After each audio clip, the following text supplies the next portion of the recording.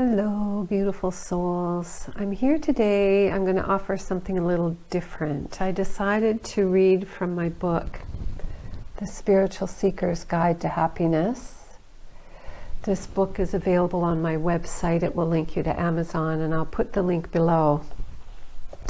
And I was going to do something around fear today, but I've decided to do that later in the week. So later in the week, I'm going to do a guided meditation around fear, because I think it will really be helpful for people right now to be able to let go of the fear of what's happening in our world and what's happening in so many people's lives, and to be able to embrace then the coming forward and what this time can really mean.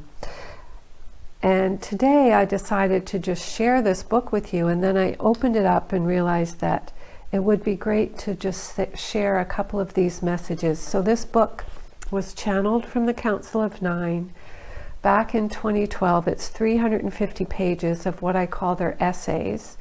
So I was in meditation one day, and I knew that the Council of Nine was asking me to be their scribe. And so after that, I would sit every day and receive a message that I would call essays, and gathered those together in this book. So I'm going to read a couple of them to you today. I just opened randomly, and the first one is called Loving in the Light. It's essay number 53. And so, beloveds, we see that many of you are existing outside of love. You are searching outside of yourselves for love when it is within. For so long, your society has taught you that the love of self is in comparison to those around you. Whoever is the prettiest wins, or whoever has the nicest car wins. What is that, dear ones? That is not love. That is pure pain.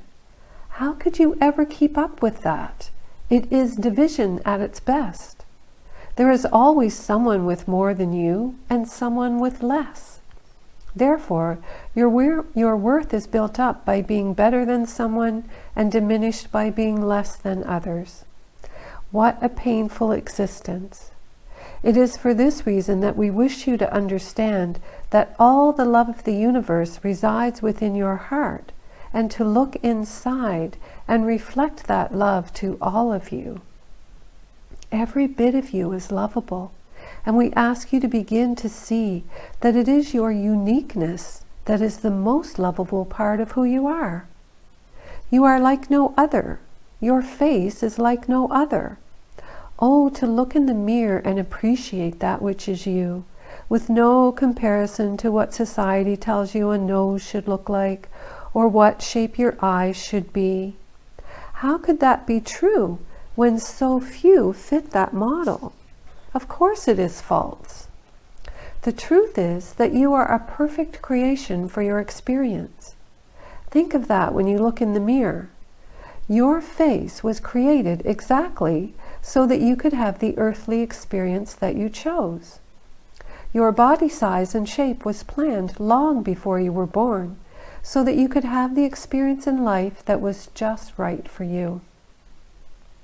The more you love what is, the more you will step into the learning that you desired from this incarnation. The sooner you step into the learning, the more you will love yourself, and your life will begin to change from that love. Nothing is a mistake, dear ones, or happenstance experience. It was all planned just for you. How could there possibly be anything wrong about that?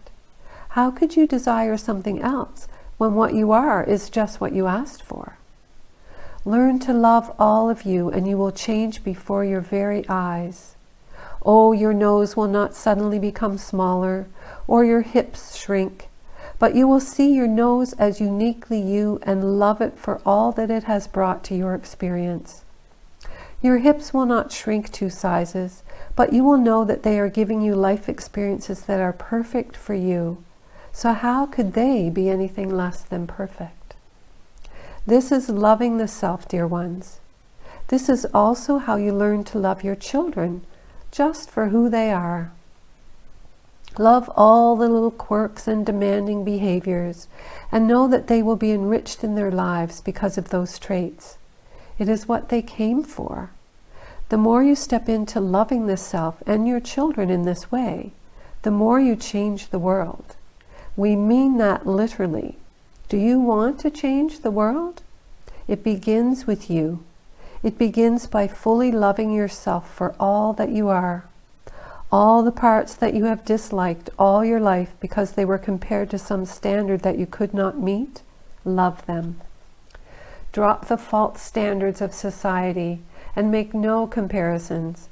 In this way you will change the world, for the more you accept everything about yourself, the more you will accept differences in others. Celebrate the differences and you have changed the world. No more discrimination. No more hatred.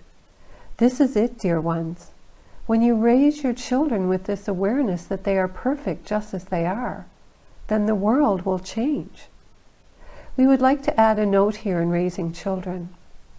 We are not talking about false praise. Do not praise them and tell them they are perfect even when they do something harmful. Children need boundaries and standards to live by. It is just that these standards should reflect your values, not those of a society that does not meet your core values. If honesty is an important value to you, teach your children honesty. If respect is important to you, teach your children to be respectful. By doing so, you are teaching your children to be honest with themselves and to respect themselves. It is just that you are not adding to that the need to look like Susie next door or have the ability to run like little Stevie. It is this comparison that steals away the confidence in who one is. It is the comparing that robs children of their sense of who they are and their confidence in what they have to offer the world. Teach your values only because they are your values as parents and not that of some outside standard. This is what we are referring to here. This is vital to learning to love yourself. And so you see, there is much that needs to change in your way of being on this earth. The changes are coming whether you embrace them or resist them. Which group do you think will have the easiest time with it? Your resistance to change when it is inevitable will create much hardship and despair. Look around you. Those who are struggling against the changes that want to happen in their lives are the ones who fall into depression, and the hardship is reflected on their faces. The burden is weighted upon their shoulders. We can understand this resistance, for there has been much change upon your planet for many years now. It can be hard to keep up with. Keep looking up, dear ones. Know that every inch of change is a giant leap in your journey toward ascension. These are the times that you are living in. This is what you came for. You couldn't wait to be here. Oh, how you anticipated this very day. Those of you who are older, when you came in with your soul plan, it was all you could do to know that you had to be here years and years before this magical time of evolution arrived. And now here you are. Embrace it, beloveds. Be in love with you. All that you are is exactly what you chose for yourself. Why would you not love that? We love you so, dear ones. We love you for your courage and your willingness to grow. We love you for your willingness to share your love and open your hearts to your brethren. We love you mostly for accepting who you are and accepting your vulnerability. There is great strength in that, beloveds. It takes great strength to be apparently weak. And yet, often to change, one must allow this place of opening the heart to possibility. The barriers must come down so that the heart can shine forth. Whatever it was that caused you to lock down your heart, now is the time to explore and release all those emotions. Break down the walls so that you can step into the fullness of you. Love yourself free, beloved. Step out of the illusion by looking only to yourself for guidance, for guidance of what is right for you. All the wisdom of all the universes lies within your heart. Go inside and seek it out. Be your own shining light, and so it is.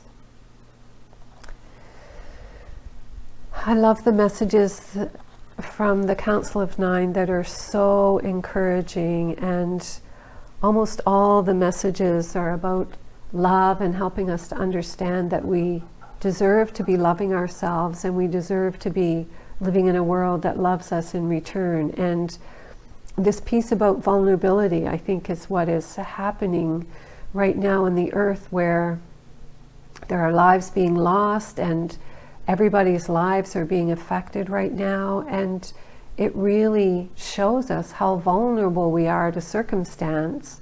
And as they spoke, when we are finding our way within ourselves and living in a place from having love within our hearts, we're not as affected by these moments. And so the more we're affected, the more it shows us where we are connecting with the outside world instead of finding the way from within.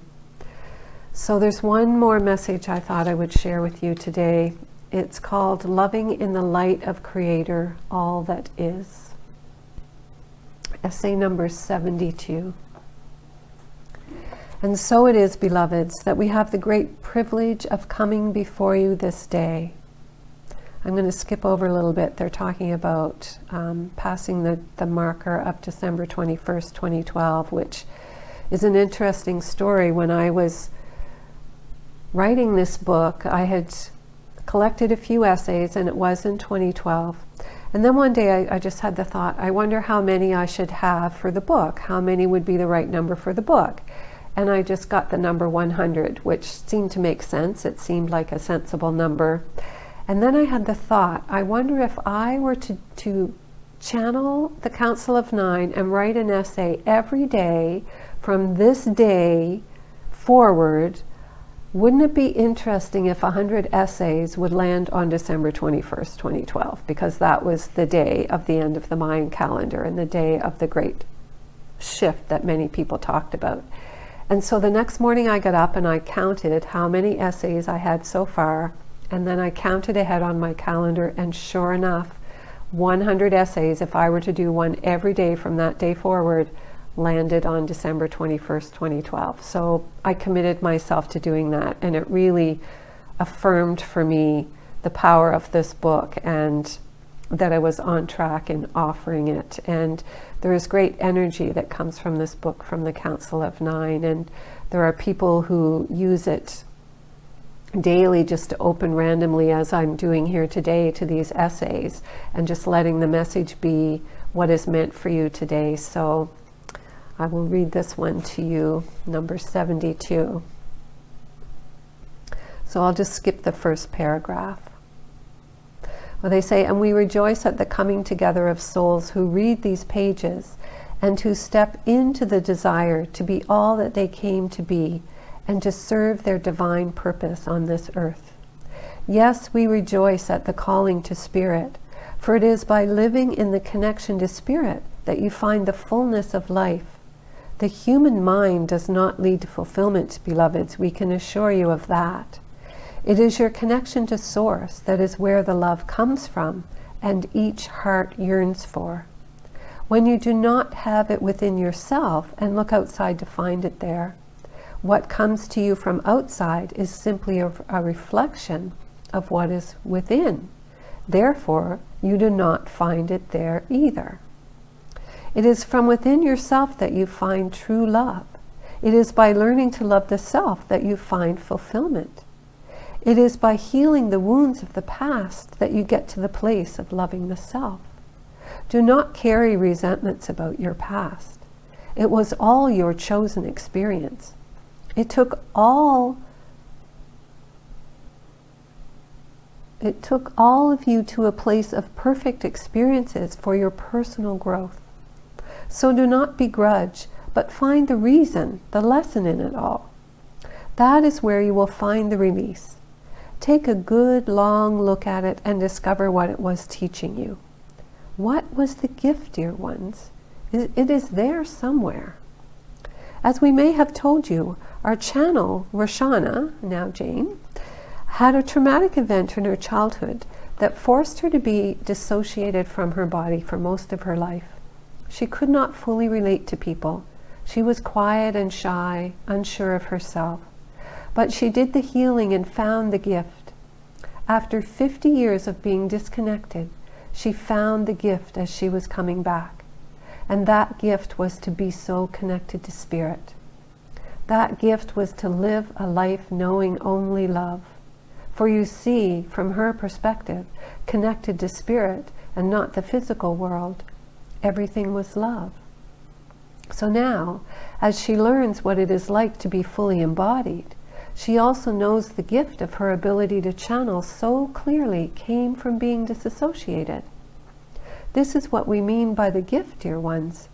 Her pain led her to dissociate, which led her to connection with the Spirit, which led her to her channeling abilities. The gift is there somewhere. Do not hold on to the pain as if it is some victory. You are not hurting anyone but yourself by doing so. Let go. Seek out the source of the pain and forgive yourself for choosing that experience. Beloveds, we say to you that you are in magnificent times.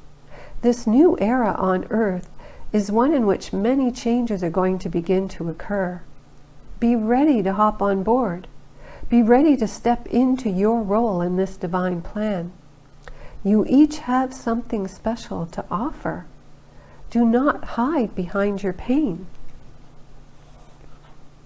And so we would like to speak to you more about the experiences that are being human on the new earth.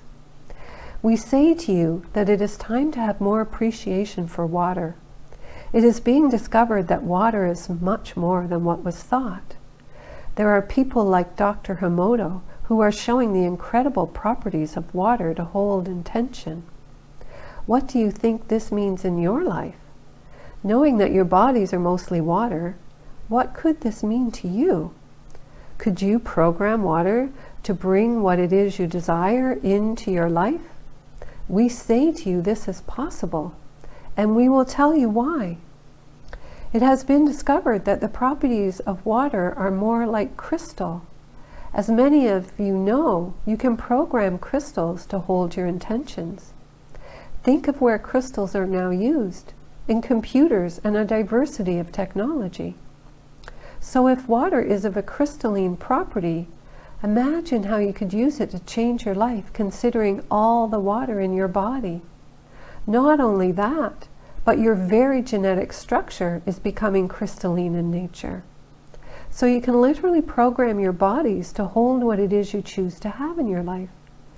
It is human thought that changes the water structure in Dr. Emoto's work. Prayer has been shown to heal polluted water, and beautiful music has been shown to create harmony in the water crystals. This is the way of the future, dear ones. We offer you a hint of it here. Use your imagination to consider the depth of this knowledge. You can change your world through the water. You can start with your own body. Program the water you drink to bring about health in the body. Program the water to magnetize to you that which you desire.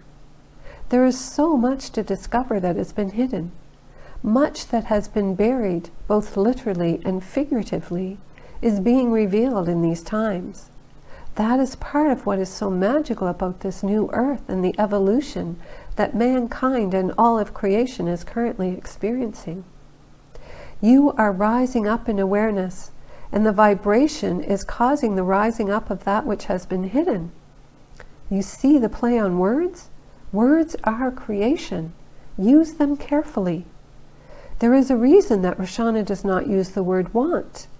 Instead, she types desire or choice. It is because the dictionary meaning of want is to desire without having. We tell you this so that you may speak consciously. It is important. Ignorance leads to more ignorance. Inform yourselves to heal yourselves. There are many of you who are leaders on this planet. As leaders, you have the responsibility to be aware of your teachings and what you are showing the world through your life and your choices. Also, you have taken the time to know thyself and do the healing work that places you in a position where you can offer guidance to others. This is an important characteristic of one who shows the ways for others. We invite you to use water in your own life and see the results and then spread the word. It is time for the world to awaken to all that is possible. Do not let your logic mind limit you. There is so much that the logic mind cannot reach out and find. It is the subconscious that knows all. The conscious mind goes there to retrieve its information. And where do you think the subconscious is? That is a conversation for another day. It is our deep honor to come before you, beloveds, and share our wisdom with you. We are your guides back to the light. Let our words speak to your heart, and if they do not, then trust what is truth for you. It is yours to discern what resonates with you and what does not. Always make the choice that is best for you. We love you, and so it is. And there is one piece of that I underlined. Do not hide behind your pain. I think for many of us, when it comes to being the leaders that we came to be, or bringing our life purpose into effect, and for many people that's simply being here on this earth and just shining a bright light into the world. I truly believe that there doesn't need to be some big overbearing purpose, that we are all fulfilling our part of the divine by being here and being present. It's how we are present that can have the greatest impact, by overcoming what we are afraid of and overcoming our pain so that we can fully be love in this world. Because once we've healed ourselves, we can then offer genuine, heartfelt love out into the world.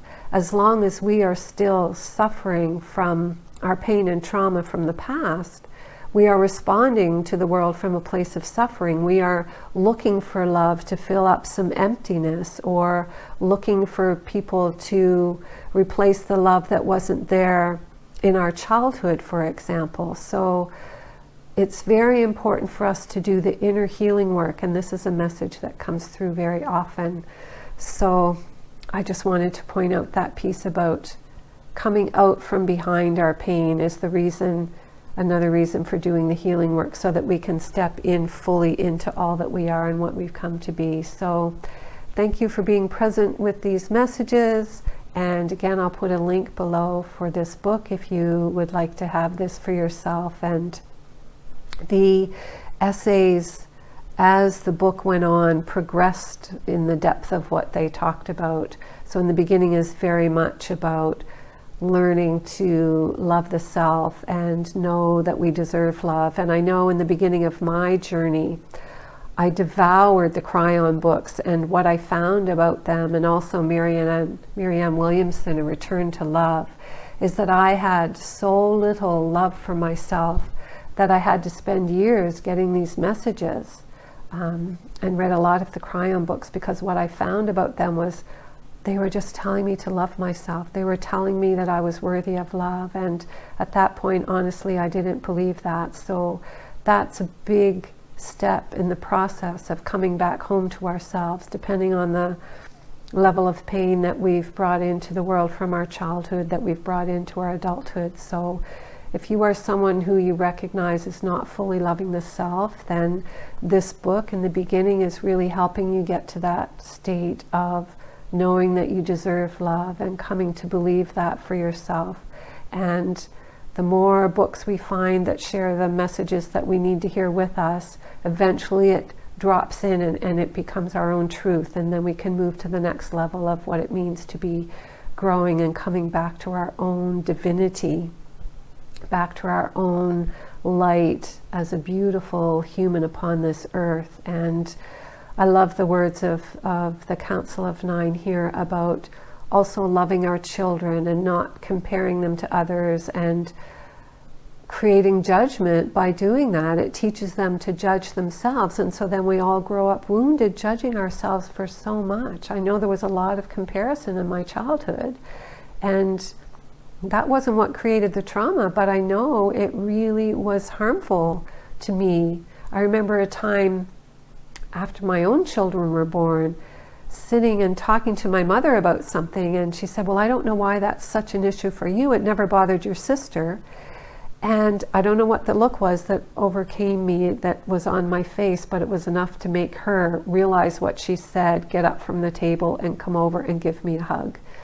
And it was a big aha moment for her, and also helped me to realize how much those comparisons were still having an impact on me, even as a 30-something-year-old woman. So all of this just to say that to be kind and loving to ourselves, and to be kind and loving for everyone who's acting out anything that is apparently unlovable is just a reflection of the lack of love they have for themselves, and not that we should accept behavior that's inappropriate.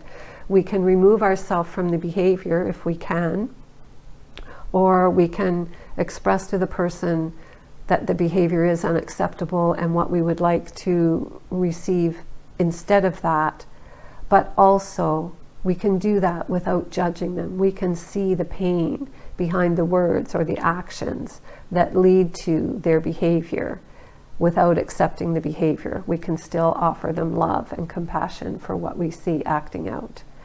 And I envision a world where we've been parenting our children from this place of acceptance of who they are, and so we don't have all these wounded adults in the world. To me, that's one expression of the new earth, that everybody was raised with so much love and compassion that as adults we don't carry the same wounds, so therefore we're not walking around hurting each other as we move into our adult life. So it's really good, as I've said before, to be envisioning little things like this that we would like to see in the new earth that we envision as our new future.